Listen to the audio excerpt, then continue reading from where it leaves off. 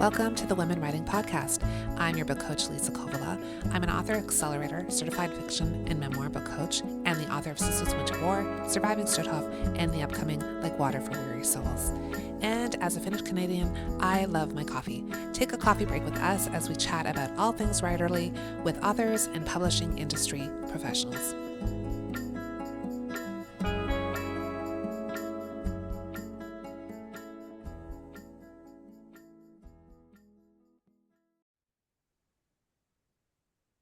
Hi, everyone. My name is Caroline Topperman, and today I am your special guest host because we are flipping the tables on Liisa Kovala, who is usually the host of Women Writing, but she has a new book coming out. It's called Like Water for Weary Souls, and I am going to be interviewing Liisa today. So, welcome to your show, Liisa.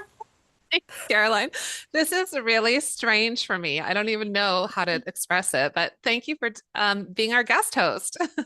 It's my pleasure. Thank you for being my guest. My pleasure.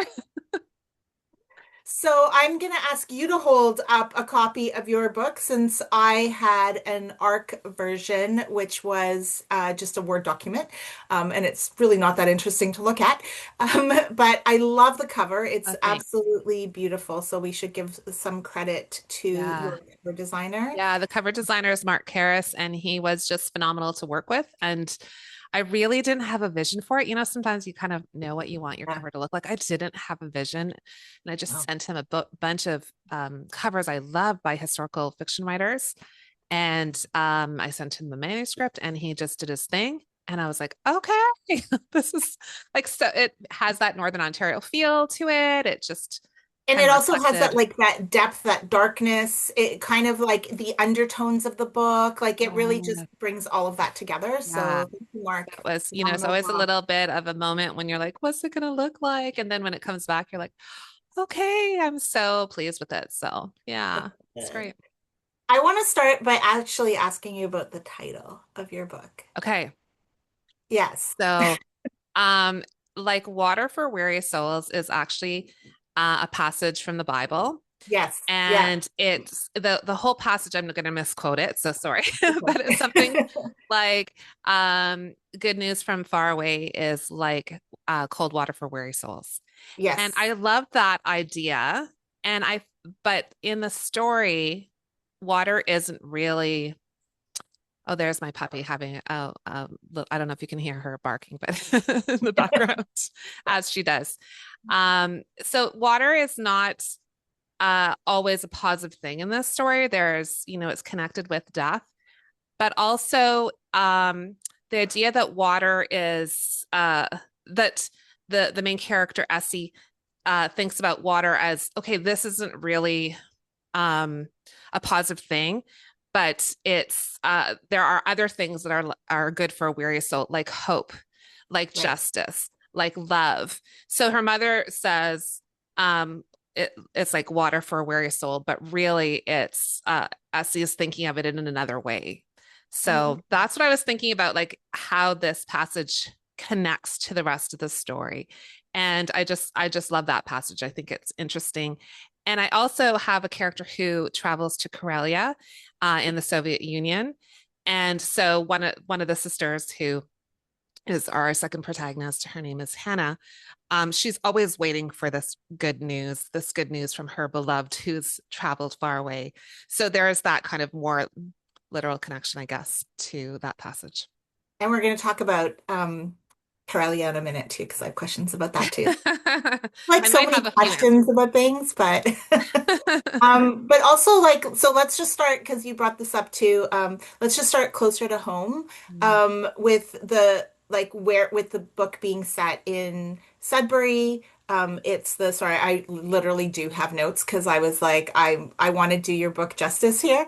Uh, So it's the Donovan neighborhood, right? Is that right? yeah, Donovan. And like and it was just like in the middle of like it's the 1930s. We have like economic hardships. Mhm. There's like big cultural divides and that's right away, right from the beginning, right when we start reading Yeah. it. And like, um, like what? I know that you're Finnish, obviously, and that a lot of your Yes. books have this theme, but sort of what was this? What was like what drew you to like really explore that like right, but in Sudbury too? Like Yeah. I think that's really interesting because Yeah. it's not a setting one would necessarily expect. How's Yeah, that? 100%. So, I mean, there's so many ways to answer this, but um, Sudbury has a large population of Finns. Yeah. Sudbury, Thunder Bay, Toronto, Vancouver. There's pockets of Finns who settled here in the late 1800s, early 1900s, and then again in the 50s. And there's sort of been these waves of Finnish immigration. And of course, I grew up in Sudbury in a very strongly Finnish community, a Finnish church, and a Finnish sports hall, and ski halls, and all these different Okay. places. Like even my neighbors were Finn. Like I just didn't quite get it that There until could I be went to anybody school. else. They were all Finn. I had no idea. And so I've sort of been fascinated by that because it's not really the reality of it now. But I came across a book called Defiant Sisters: A Social History of Finnish Immigrant Women in Canada by Varpo Lindström, who was a researcher at University of Toronto, and she was writing about Finns in these communities and was talking about Sudbury, and she was focused on well, there's different time periods she talks about, but I was interested in the 1930s during the Depression, and she was talking about domestic workers. She was talking about how women were making a living at that time, and what kind of drew my attention was the number of women who became bootleggers or ran brothels.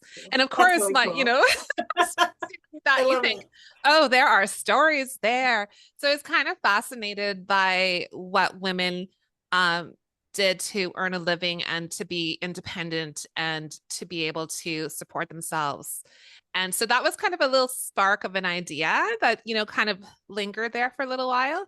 And the Donovan neighborhood in Sudbury is has traditionally been a place where immigrants move because it's sort of a lower income, it's accessible. Now it's kind of become a little posher, I guess. There's more businesses and all those things. But That back in the happens. day, Yeah. folks kind of congregated there and it was close to the city center.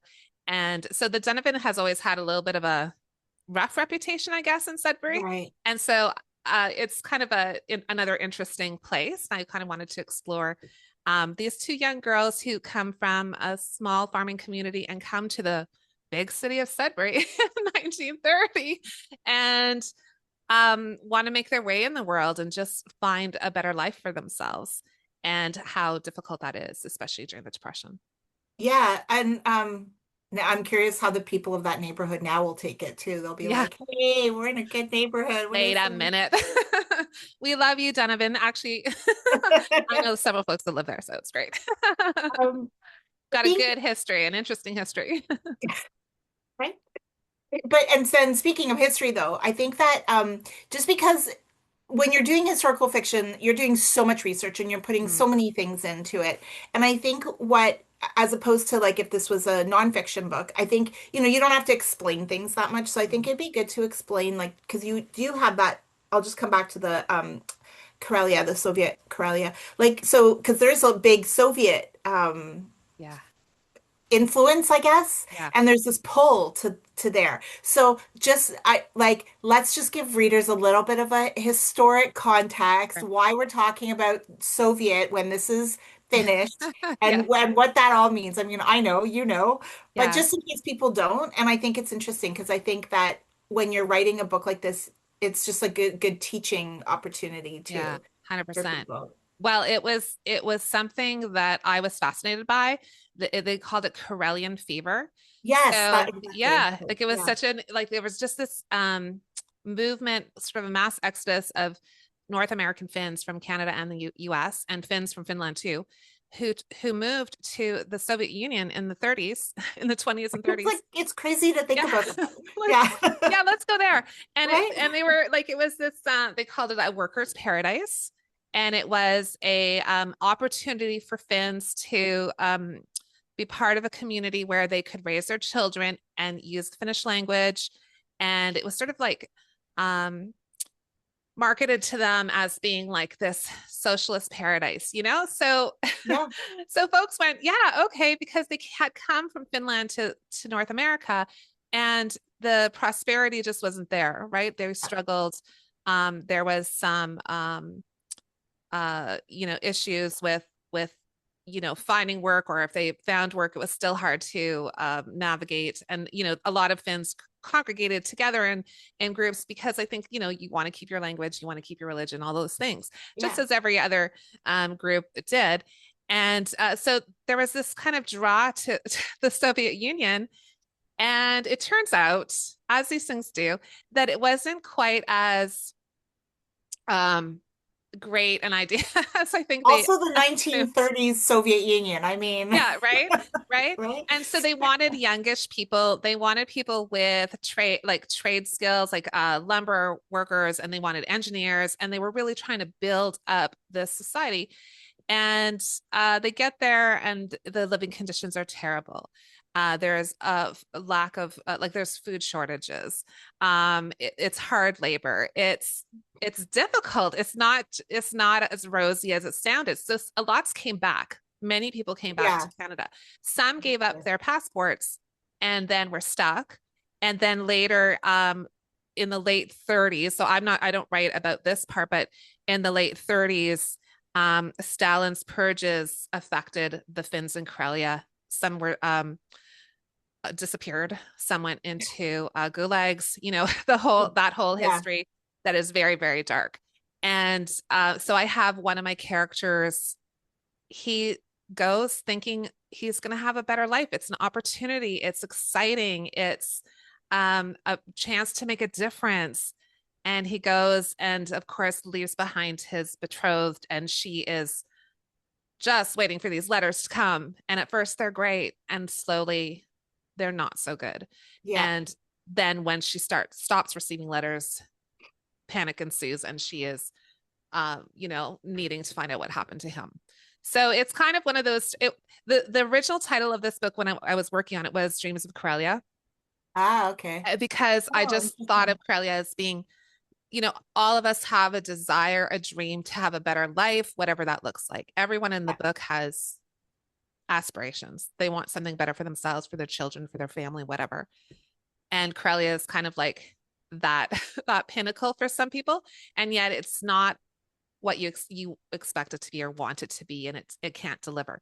So I didn't end up keeping that title, but because it's really not a book about Karelia, but that's No, sort it's of about a it's about the portion. relationship and yeah. Yeah, exactly. But it's funny because for me, that makes it more just that the whole idea that whole dream, it makes it like I understand it because like my grandfather, that's why he was drawn to communism, for Yes, example, right? So say yes, different people, same area, same thing, but that was like for like as a Polish Jew, that was like this dream of like being able to be in more of this community to live this way. And yes. obviously we know the harsh truths Yeah, now. right. But but so it actually just makes it really relatable that you Yeah. chose. I thought that was really fascinating for me. Yeah. Yeah. Anyway, I yeah. feel like there is a lot of folks who can connect with that idea.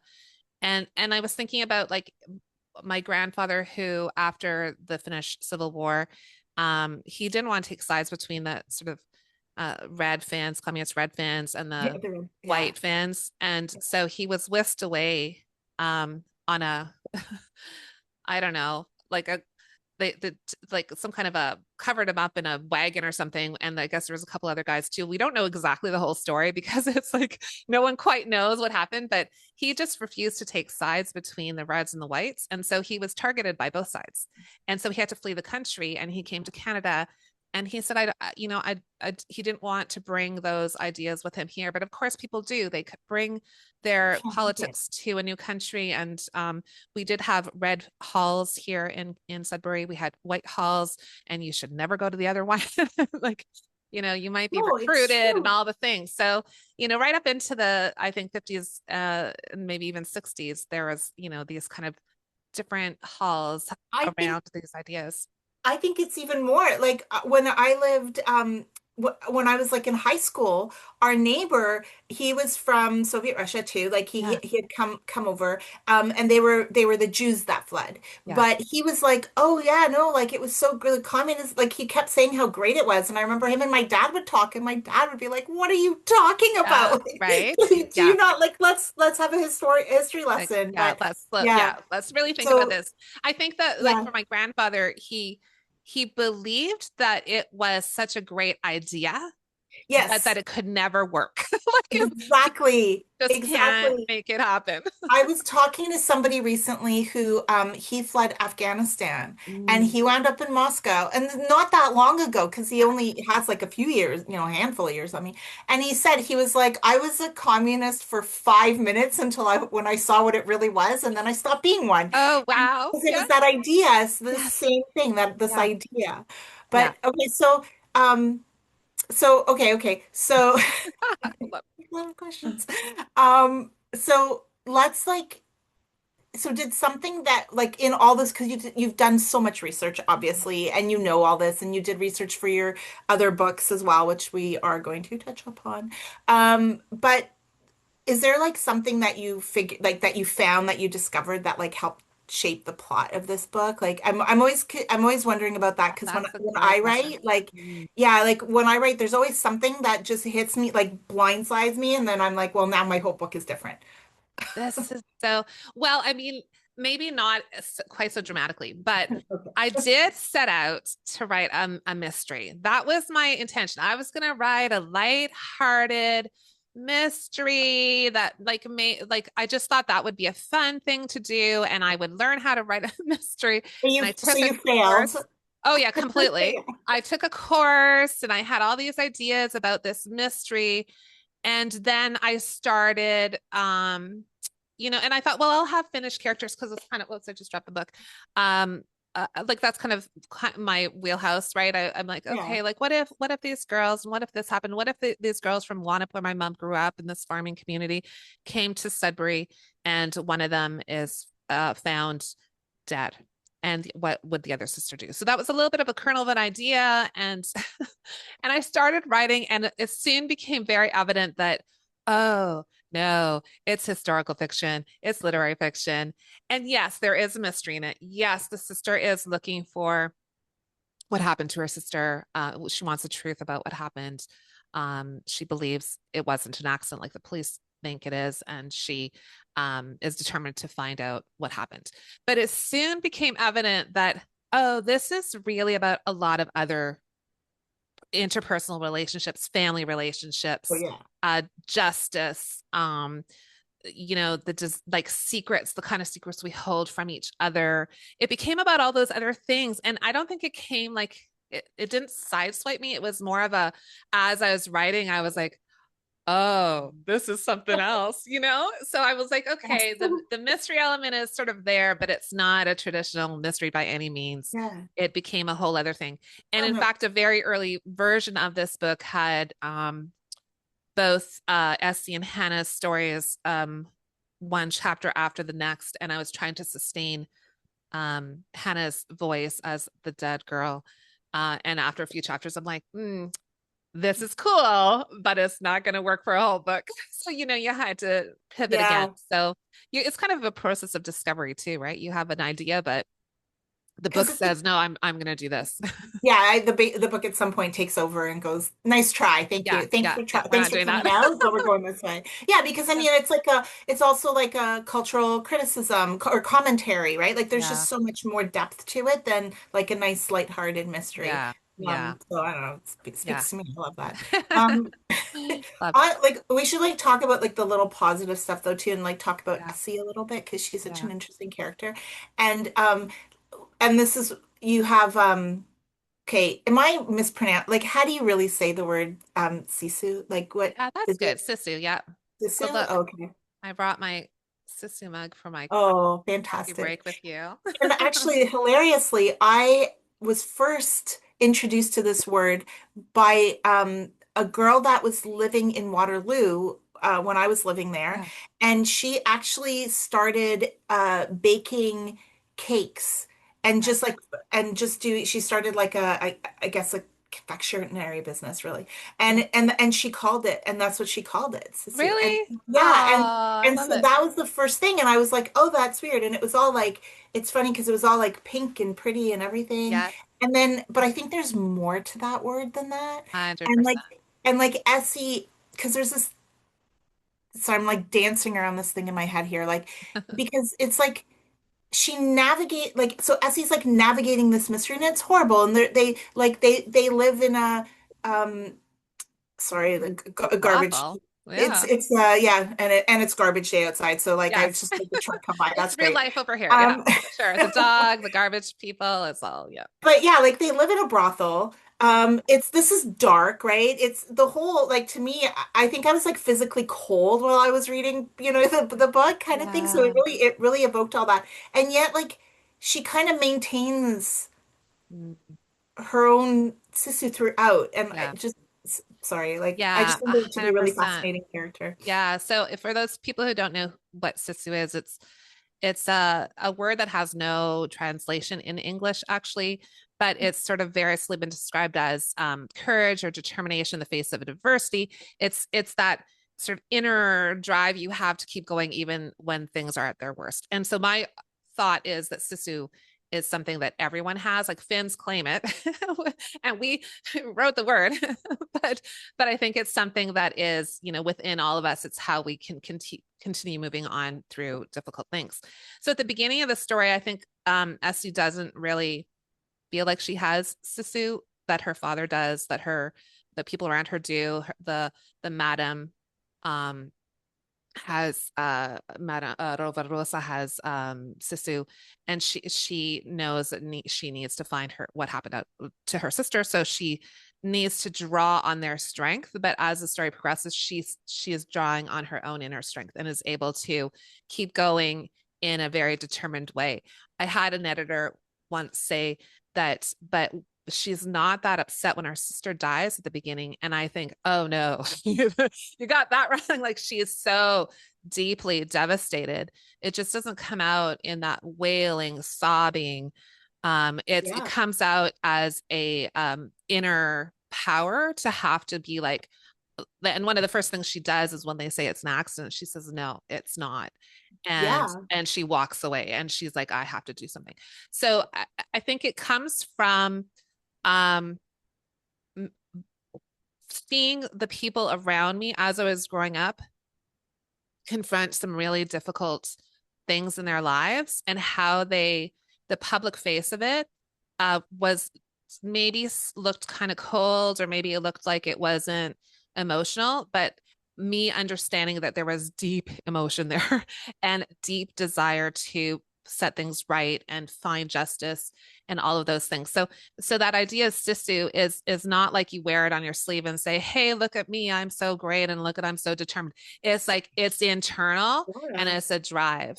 And so So that's what I wanted to portray with her, is she draws on it, maybe unconsciously, but she draws on it and becomes like a more authentic self by the end. I thought that was like apparent right from the start. It wasn't, she didn't, it didn't break her. It like finding out about her sister, it made her that much more determined to Mm, find out what happened and even going back to tell her parents. Like it wasn't that she wanted to be the one to do it, yeah. not let the cops do it. No, Yeah. I like that's funny. Yeah. I wholeheartedly disagree with said editor, whoever. Sorry, because I felt that right from the start. But I do think that that's also perhaps coming from like a Polish Jewish background. Yes. We have words for it too. Yes. I do like your What's Sissy. do you have one of the Yours, words? Can you Sissy. share one? Um, I'm so oh curious. I put you on the spot. yeah, no, hang on. I'll remember. I'll remember. Yeah. I'll give you Come some back in to it. mind. We'll circle back. We'll circle back as I like furiously Google over here. Um, but it's that like quiet determination that just comes out, right? That strength Yeah. that comes out, and it was to me it was super um apparent. But Mm, also I think that it's different. So this is interesting, and this wasn't part of the questions, but this is what it made me think of. So I'm going yeah. off on a bit of a tangent. Um, so as you know, I lived in Poland for 4.5 years, and Yeah. I would always have this conversation with a friend of mine who actually moved to Canada. And for her, when she moved to Canada, she was like, everybody's so fake. They keep telling me to have like a nice day and all these things. And then, but when I went to Poland, I remember thinking like, wow, everybody's so mean because they just look at you. Mhm. And I think that that's this. I mean, it's there. I think there are historical reasons for this, Sure. but it's a very different way of being. And then once I came back to Canada, I was like, oh, I see what you mean, but Right. you need to understand that when you're at the store and they're going, have a great day, for like that split second, they Yeah. actually mean it. That's right. Yes. And Yes.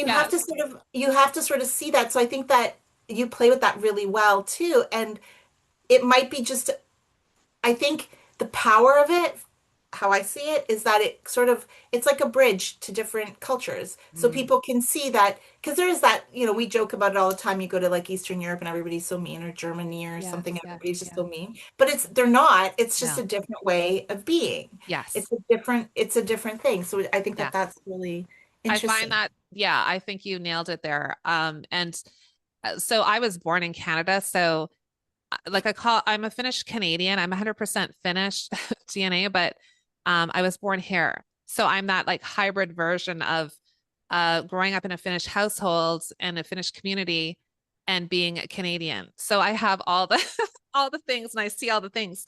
But I do remember very clearly as a young person and being told over and over and over again that you need to smile, you need to smile, you need to smile. And I know that women get that a lot, but it Yeah. was just because my natural expression is very neutral, as is the case with a lot of Europeans, I think, and especially Northern Europeans. And so I remember really vividly um, teaching myself to smile in public. Now, I mean, it's just natural, it's easy, but there was a moment where I'm like, oh, you can't just walk around with a blank face because, like, I didn't know I had a blank face until I was Yeah. told, but you can't walk around like that. And then when I went to Finland, I'm like, oh, this is so easy. It's just like I know, it's like relief. faces everywhere. And again, it to an outsider, it might feel cold, but to me, it just felt, oh, this is so relaxed and just it just felt natural. And then when people smile and greet you, it feels so warm because it feels so genuine too. But I think a lot of folks don't want to impose themselves on others, right? Like it's this Yeah. kind of keeping a little bit of distance that is Yeah. kind of healthy and respectful. It's I not about being yeah. mean or, I think it's almost more respectful in some ways, but Yeah, it doesn't bother me. Like now that I took the time to understand it, it doesn't bother me either. And I actually had some lady in Poland tell me that stop me on the street to say you look really happy. And it's nice to oh, see because people here don't. And I was like, okay. oh, right? Yeah. But I think, but okay, so like, so the sort of, this is a good lead in, and I can come back to the question. I was looking for the Polish word and I can't remember what it Yeah, is, yeah, but there yeah. is a Polish one. In Hebrew, Somebody put it's, it in the notes there later. yeah, Comment for us. in Hebrew, it's, tikkun olam, and it's not quite the same, but it is that idea of like doing good and helping and like change, like helping, but not. It's like but it does for me. Like I have always read it as like this quiet inner strength Yes. to do that without like Yeah. all the Yeah. You showmanship. don't need recognition or Yeah, like, look at me. It's just doing it quietly. yeah. Yeah, for sure.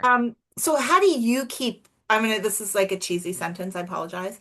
But like how do you keep your joy when you're writing? Because these are heavy topics, Yeah. and there is and you have to kind of figure out that joy Mm. within that. So how do you keep your joy? Your Yeah. sleep. That's a great question. You. So for me, yeah, writing historical fiction, uh, and the research part, I really do love the research. I just go down these rabbit holes and I read and read and read and I learn so many things. And I'm at the age where I forget probably as many things as I learned I'm always and scared that remembering someone's things. gonna ask me like some fact and I'll be like, I don't know. I don't remember. I read Sorry. that 8 years ago. I Yeah, can't remember. It's in a book. I Uh, know. but yeah, it's true. And I'm just so fascinated by like yes, I'm writing about Finns, but I think their experiences aren't unlike other cultures and immigrants to Canada. And so I'm just fascinated by the choices people make and why they do the things they do. And how they try to maintain these cultural groups in a society and why they do that. And this whole idea of socialist utopian societies that the Finns are constantly kind of after, that fascinates me too, because part of me goes like, if I was in the, like, I've been researching Sointala for folks who in Canada who know about Sointala and Malcolm Island in BC. It's a socialist utopian society that was formed in the early 1900s. Of Yeah. course, it didn't really go well as these things do, but like I'm so fascinated by those things and think that had I lived in those time periods, I would have been one of the people who said, yeah, sign me up. I'm going there. Like it just sounds so good. And then, of course, no reading and researching make me realize, oh yeah, not so great. But it's the idea that we're always striving for something as a humanity to be better and more constructive and supporting one another. Like so, all of those things are fascinating to me. So the research part isn't dark as much as it is fascinating. Yeah. But then the writing of it, because you're really writing about characters who are you're really writing about relationships. You're writing Yeah. about people. You're writing it like, and they become very real to you. And that part's darker. And I think we do access some of our deeper fears when it comes to that.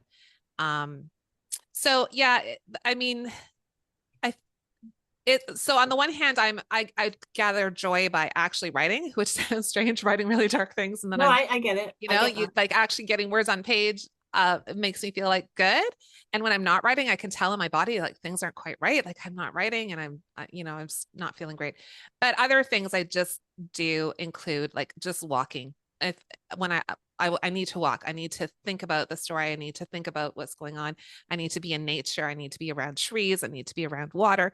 Like those things kind of fill me up and give me joy so that when I get to the page, even though it might be dark subject matter, I'm kind of fresh and clear in my mind to be able to handle those things. Um, I yeah, like so I mean, I do draw on a lot of personal things I've observed or experiences, but never really writing about myself. So there's a like a step away um from myself and my subject matter too. So that helps, I think. Yeah. Just from someone who's writing about herself now. Yeah, Yeah. right. So Yeah. There's no difficult. stepping away, unfortunately, but no, it's good. I agree. Getting out, getting some fresh air, a walk, it does a lot to, I Yeah. think we don't, I think we don't really necessarily all understand how powerful just Yeah. that simple thing is. 100%. Yeah, Um, for sure. because yeah, and it's intense, It's intense. Yeah. but I think like what I'm thinking about these societies, these utopian societies and things. I mean, I think kibbutzes come close to that. Yes. That's the same idea. And Yeah. then the non like we are all going to like kill ourselves communes Yes. like The cults. the yeah, maybe not the cult. I was trying to be like there are communes that aren't cults, right? That's I true mean too. there Yes. is some communal living thing. I think that those probably come Yes. close to that, but I think the difference, because now I'm thinking about what makes it work and what doesn't. I Yeah. mean, the big communist movement and all of that. I mean, that's when you get a dictator who's basically taking over and deciding everything. And so Right. I think it probably works better on smaller scales, not Yes. on these giant scales where you have too many personalities. Yeah, Um, 100%. Yeah, but no, and I think if we were to draw a Venn diagram or like a line of like these kind of communities where, the ideal society and then like all the way to these ones that are really destructive, like there I think we're drawn to them because we want community, because we yeah, want protection. We want people with similar ideals. We want to feel held up and supported. And it's just that where you fall with that community on that line, and they shift, right? Like it can yeah. start out being seem really idealistic, and then it's like, oh, actually, Now we're now we're a cult. now we're drinking the Kool-Aid. Like it's it's not good. I'm actually really excited about that next book that you're working on. Um, okay, so now we need to talk about this book as a whole. So I'm just for everybody, you need to read this book, just period, because there's just so many things, and as you can see, it starts a conversation, right? And I'm picking up on some things that my family came from, even though I'm coming from a completely different culture than Lisa's, but I still have this. I'm talking to your audience here, so you can just take a break. Um, but I'll be back even, in a minute. yeah. Cup of coffee. But it's true, right? But then I can relate to so many things, and I can actually relate to even if I can't relate to like a very specific thing, like my sister, thank goodness, is alive and well. But I can relate to the relationships, and I can relate to that immediately. So I think that that's great, and it transcends just this one community, which Mhm. yay, Yeah, which which is, gives I me think, always the point in literature. You want to be yeah. specific. You want to be like dig down into a particular group of people or individuals, but really it's universal, right? So Yeah, even though I yeah. write about Finns, I'm always thinking about like this is actually, But I I think a mean, lot of relevant. cultures can relate, and Yeah, that's important. That's the best part. yeah, Okay, so I don't know. We didn't talk about like what's on the table, off the table. So, but I do want to talk about this because I think that right now, especially for everybody writing, everybody who's trying to get published out there, all of that. Um, so you had two previous books, and you don't need to go into any like de really major details that you don't want to. But you had two books that were traditionally published. yeah. You made the choice to self-publish and this book, but also you have a few other books coming out that you are already working on. I don't know if we're talking about them yet or not. We can Um, talk about it. those are the lighter mysteries, the That's cozy right. mysteries, right? Those are the ones that you succeeded. I think Um, well, I don't know about that yet. The word is oh, out on that, but I'm working on it. okay, you're working on it. Let's put it this way: the covers are a lot cheerier. They are. Yeah. But so you've made this choice to pivot, and I just because we're all trying to make it in this literary world and in this publishing world, and I just want to hear your thoughts on that. Yes. It's there's no straightforward answer here. I did publish my book about my dad in 2015. I self-published it. So I Yeah, had this little bit of experience with that and some success with that. And then we've talked about this on a previous podcast that a publisher picked it up and yeah, republished it under a different title, Surviving Stutthof. So that was wonderful and it was a great it opened doors for me. I liked having the support of the publisher. I liked having sort of events organized and reviews done and all of those things. So that was wonderful. And then I went the same route with the second historical novel. And that was fun too. And I had a good experience. So it's all three Winter of those War. experiences were good. Say the title of the book, Oh, Sister's Winter the second one War. is The Sisters Winter War, Yeah, which is my first historical yeah. novel that came out in We should say 2022. that. Yeah, I should. I know I'm so terrible. I'm much better at talking to other people about their work, Yeah, that's talking okay. That's about what my that's what own. I'm here for. Thanks, Caroline.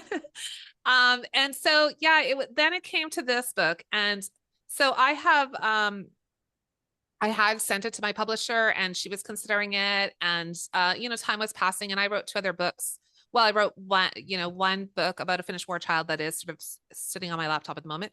And then this Sointila book I have been working on.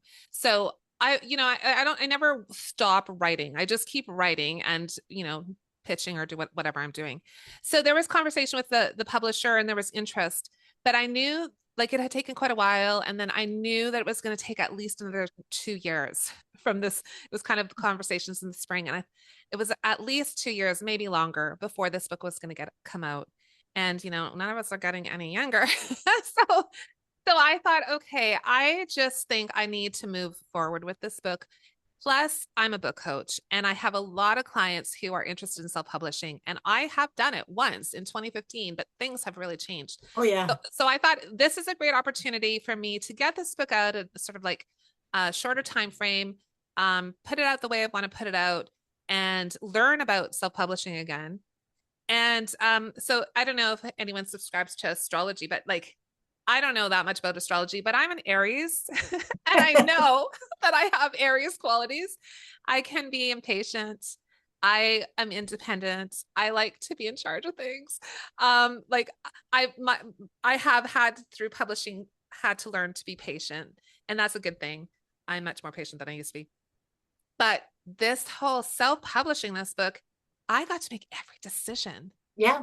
every decision. So if it like whatever happens, if it does well or doesn't do well, that's on me. And that's, I can own that and I feel good about it. Right. Like, whereas when it's in somebody else's hands, you're kind of always just waiting for what's going to happen next. And so I think there are so many tremendous benefits to traditional publishing and that it does open doors for folks. But there's so many reasons why self-publishing can be very empowering. So Yeah, I'm really, really enjoying this process, that's um, great. and wanting to make this as good as it can be. And I'm in a lucky position to know really great people in the industry who have been able to, um, like create the cover and do like great editing and all of those things. So I've been really privileged in that sense. Like I'm not coming from the first time I self-published, I didn't know anything. I Yeah, didn't even know who yeah. to reach out There's a to. Like I lot. had no There's a lot. idea. So this time I feel like much more confident because I enlisted people who I knew would do great work, and the result, I'm very proud of it. So It's project management, right? Like that's yeah, the because that's what is it okay that I mention MAP Mountain Ash Press the yeah, but you can cut this out. But that's what a lot of what we do is walk people through that publishing journey, and so and to help people with that, because I think I agree it can be it's a lot of work, but it can be very yeah. empowering at the same Well, and I time. think that would be like, so Mountain Ash Press that you're co-owner of, like I love the idea that people have so many options now. They have the Yeah. traditional model, and if that's their goal and they want to pitch and they do that thing, they can do that. And if they want to self-publish and do it all themselves, they can do that. But then this hybrid model in between where you get support and you have control, like that's brilliant, right? Like so Yeah. there's still a lot of misunderstanding about hybrid publishers, I think. And sure, there's lots of things out there that you have to do your homework and find out Yeah. exactly what's being offered. But like it's genius because when you're a new author, you don't know what you don't know. Yeah. And to get the support and all the professional tools you need to make a really great book, that's brilliant.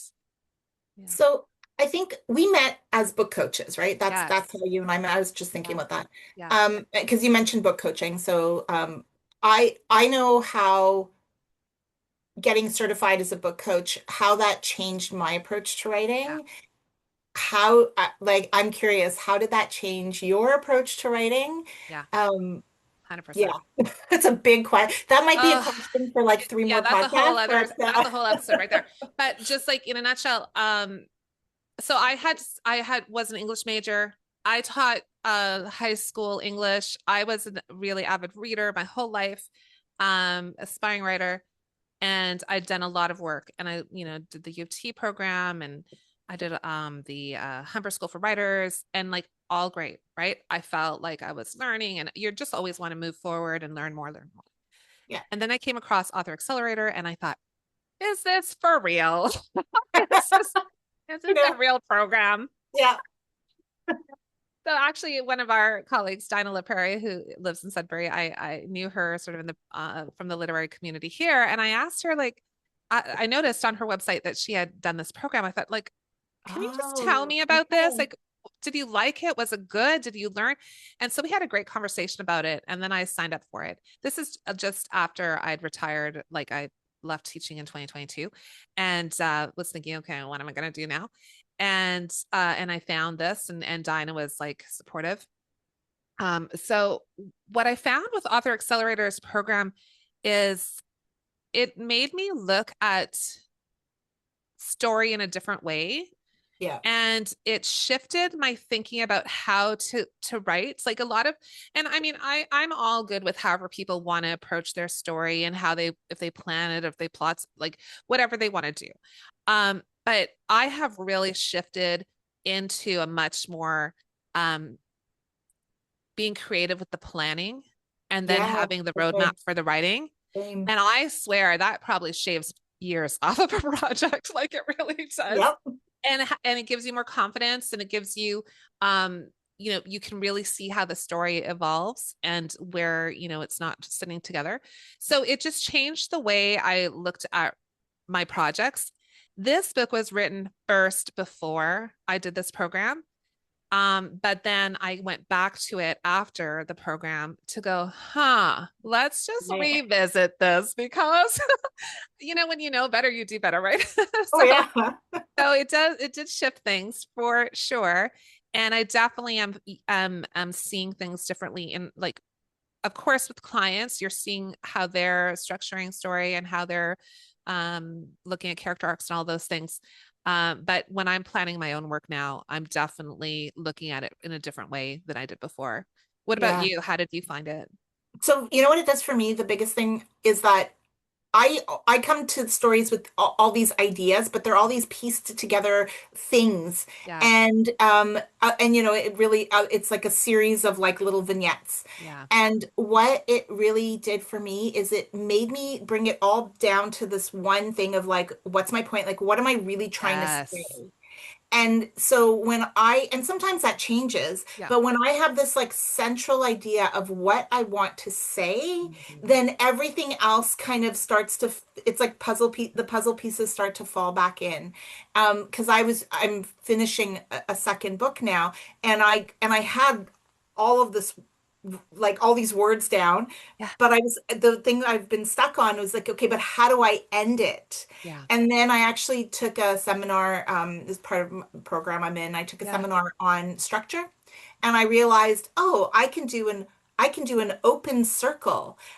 And so my structure is an open circle with like cobblestones in the middle. Oh, I love So it. I know, right?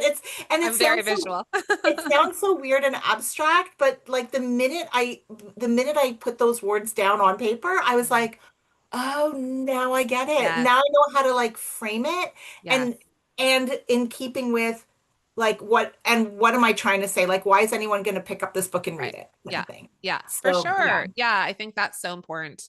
And that's the thing, like when I'm working with clients too, it's really like, let's figure this out now. Because if you don't, which I didn't in the past, your publisher or yourself, whoever it's whatever you're doing, at some point they're going to ask you that exact question and you're like, let me think about that. And you do kind of flounder Everyone's a going to bit. ask you that. Like Yeah, right. every interview I've done for my book, it's like, okay, so like what, everything, I'm sorry, like not even every, forget that even, but like Yeah. every pitch that you do, you Yes. have to break it down into like one Yeah. sentence of like, what's the point? That's right. What's your book really about? Yeah. And so, yeah, 100%. Yeah. I love And that. that's not to say that love there that aren't distinction. other important ideas or thematic issues running through. There always are, but there's Sure. sort of that central idea that kind of everything else hangs around. But even if I think Yeah. about your book, it's about, yes, okay, there are lots of issues because we Yeah. have the cultural issues. We do have like this whole thing is this mystery Yeah. basically, but we have this historical thing. We have family issues, but if you kind of take it all down, it's about relationships. Yeah. 100%. Right? And 100%. that really, and I mean, I felt that from like the very first page, because the Yeah. very first page throws you right into a relationship.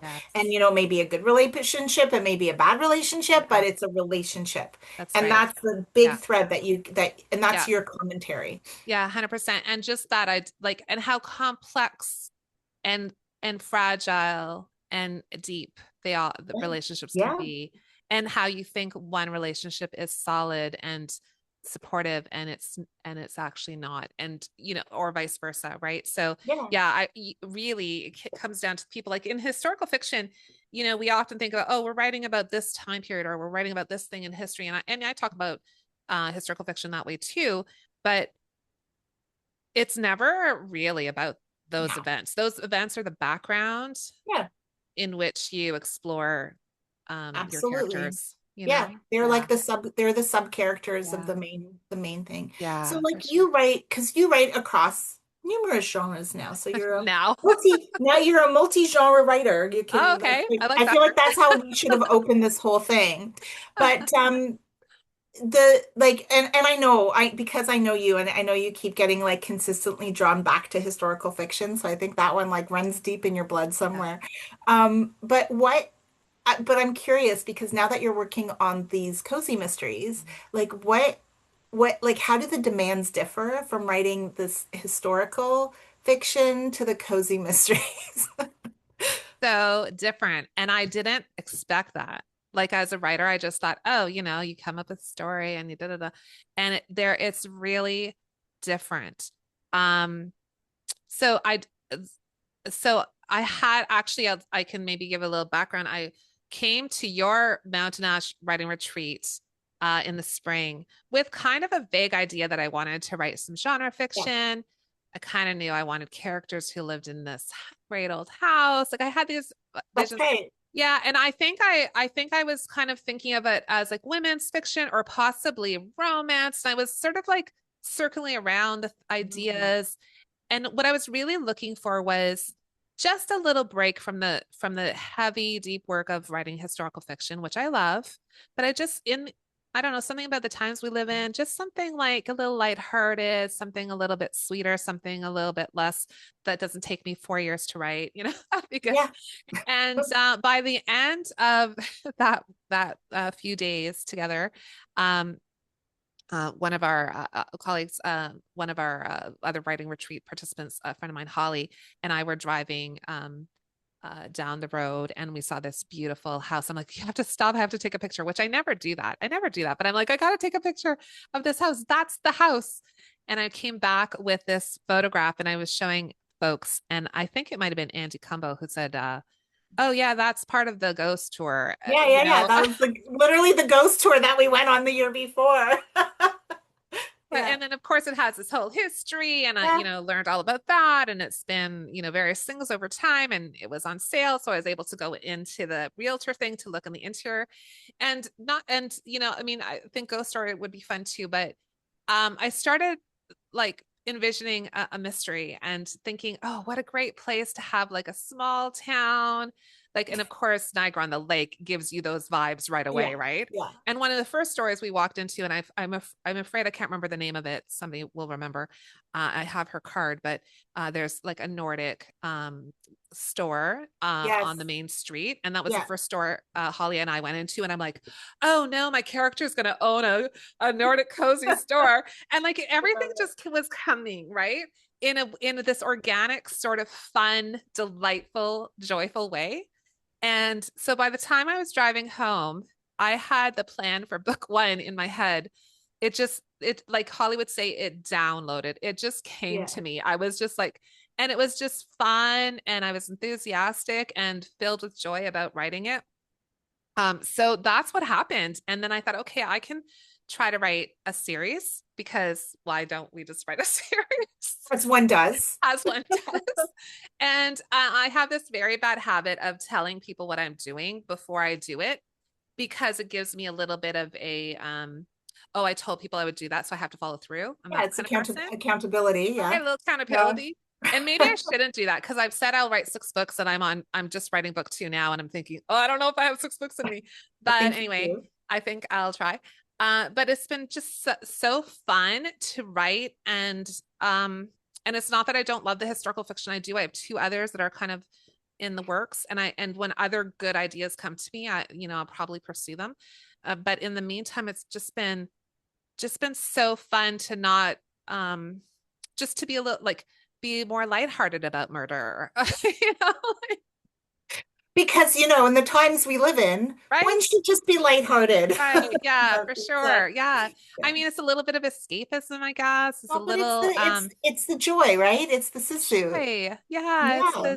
this Yeah. the yeah, determination. I know it's yeah, so that's been really fun. Book one is basically written. They're still editing to do, of course. Strangely, 2 covers are created already, and the third is underway. So that makes me Fabulous. like I have to actually finish the third book because I'm going to have a cover soon, which is so turned on its head from what I've been doing with the historical fiction, which is write it, research, write, edit, all those things, and then pitch, and then maybe publish, and then all the other things come after the covers and even titles get changed by publishers, Yeah. right? And I'm starting like, oh, this is the title, here's the cover, and here's the storyline, and now I'm going to go write it. I'm like, I don't know what this is about, but it's kind of working and I'm enjoying it. So Oh no, I completely think different process. that's amazing. Yeah. That's so good. I'm very excited for them. And the covers are gorgeous. Yeah, they Um, really nailed it. That yeah. Yeah. And company. it's again, it's a different kind of joy though, right? Because Yes. they have a slightly different a neighboring countries. Yes. Yeah. Yeah. right? I've kind of taken the cozy mystery, which typically is in a small town with a, quirky group of characters and, like that kind of Angela Lansbury, what is it, Jessica Fletcher, kind Yeah. of, or whatever. And thought, okay, well, I put my own bent on it. So I'm calling them Nordic cozy. So that's a term I created because You there's know, Nordic noirs, which are yeah, those dark mysteries, and I love them. I love watching they're so Netflix. good, right? Okay. Whenever they're on, yeah, I love know. And them. my husband Yeah, laughs at me because I turn up the volume and he's like, you don't speak Danish, but like I'm turning the volume up. Like, I know. I know. They're Uh, fantastic. yeah, yeah. So now I'm like, okay, if you can do Nordic noir, I think we can do Nordic cozies too. So it's got those vibes. Here's what I learned though. Canadian cozy mysteries are very different than American cozy mysteries, than British cozy mysteries. So as far as I'm concerned, you get to make up your own Oh, I love that. like your own subgenre of cozy mystery, Yeah, and it's fair game because everyone else has done it. So why yeah. shouldn't you do I it? love So that. here's Well, and permission. this is a conversation Andy and I had was originally I was like, well, maybe I need to keep this town in a very very non-specific location. Like it could possibly be in northern United States. It could be possibly northern, wherever. And so my dilemma was, how Canadian do I want this to be? And that was a conversation we had, and I was concerned about that because um, you know, like as genre fiction, I would like it to be accessible to lots of people. Yeah. And Northern Ontario isn't like a hotbed of locations for stories. But then I was like, you know what? Like I love Northern Ontario. I love the idea that, Torontonians, my, friends, and you're in Toronto, my son's in Toronto, like that the North is a little foreign in some ways. Like there's Yeah. just a little different. Maybe there's some idealistic qualities connected to some of those locations like the Muskokas and all of those things. So yeah, so I just decided, okay, let's just stick with what I know and write a Canadian story, write a Northern Ontario story, but also it's very Nordic inspired. And also, if you think about it, anyone who's ever watched any movie ever in their entire lives Yes. has noticed that, like, probably most of the movies that they think that are set in the US are either Yep. set in like Ontario or Yes. BC or Yep. maybe like somewhere in our prairies. And Yep. they're like, I had a friend actually who once sent, oh, it was some show, and she was like, it was supposed to be set in LA, and she was like, "Oh, like I want to go to LA. I want to see LA so badly." And I'm like, the only air only it's only the aerial shots. Everything else is set in Vancouver. Yeah. Just so we're clear, I live Yeah. around the corner. And she was FYI. watching a show the other day that was set somewhere, and it literally was filmed on the street, one street over from me, and I was like, Right? "Oh, okay, Yeah. that's great. It's all That's good. wonderful. Okay, good to know where I Exactly. live." So I Exactly. say you own Yeah. it. I'm owning Um, it. And it's fun. And it's fun to be able to use, this landscape that I love so much and visualize it for this yeah. town. And, okay, that it's not my town, it's a fictional town. And so I'm making it as pretty as I want it to be, with woods and lakes and all the things that You I love. can. But definitely Niagara on the Lake was kind of an inspiration for that main street where everything is just so quaint and lots of independent independently owned stores, and I mean the bookstore there and all of the places, right? Well, that exists that exists in the US too. So as far as I'm Yes, concerned, it'll be totally relatable. right? Yeah. All We hope. right, so I'm gonna do this. I'm gonna do this to you because you did this to me. Ooh, I can't wait about What it. is like if you had to give aspiring writers, the people who are listening, who are thinking about all of this, like Yeah. a piece of advice, Yeah. what would it be? I mean, this is the one everyone's heard over and over again, I guess, but it's just to read. You have to read, read, read in your genre, read outside your genre, read really great things, read really terrible things, and look at how they're doing. Like you have to start reading like a writer and Yeah, how are they doing it? Like I feel so much in that passage. How did they create that for me? Like pausing on passages you love, pausing on dialogue, like just soaking in the craft um as a reader, and then of course like hire professionals, get great editors, Like, don't send out a manuscript once you think it's done, until it's been really polished. Like, gone are those days, I think, when you could send out a manuscript that is, you think it's your best work, and it might be your best work, but great editors can make you help you get it Even better. better and put it out in the world in a more professional way, whether you're pitching or querying agents or whatever you're doing, if you're doing it yourself. So, but just from a very beginner standpoint, just reading, like I've talked to writers who are like, well, I don't read much. What? Like, I can't even, my mind is blown. Like, Yeah, what? my I think brain does not compute. it does not compute. And it seems like such a logical thing. And so many of us who are drawn to writing are readers. So we think like, oh yeah, of course. Yeah, But you don't even know how many folks are like, I want to write a book. Well, I don't really read, but I start know. reading. There's Mhm. never, you know, you're never too late. Awesome. Well, thank you for letting me take over your show today. My gosh, well, Um, thank you. That was yeah, so fun. for I all feel like the I was like, I'm never nervous to do this, but I was like, oh, I don't know what Caroline's gonna ask me. So because I'm so intimidating. I am so intimidating. I know. You don't even know. Um, So no, good. this was great. So I unfortunately, like I said, do not have a copy of your book yet because it's just an Word document on my computer. Yeah. But I can't wait. What's the date that it comes out? It comes out October 12th, and October it's 12th. available for It's pre-order yeah, on things. it's already available for pre-order, Yeah. so please pre-order because that's very important to writers. And if we'll be looking forward to your book launch, official book launch. Yeah, November 9th at, of course, Finlandia Village in Sudbury, where my mom lives. So you're coming, if you come, you're coming to my mom's place. Nice. But we just are using the Voima Hall there in Finlandia Village. And I'm looking forward to seeing folks because it's been a few years since the last book came out. So it's always fun to reconnect with readers in a personal way. And hopefully I can get some book signings and other events happening around the place. So Get you to wherever you Toronto. are. Yeah. So yeah, so congratulations again. Thank you. I appreciate And it. can you hold up the copy or did you drop it? Oh, I dropped it on the floor.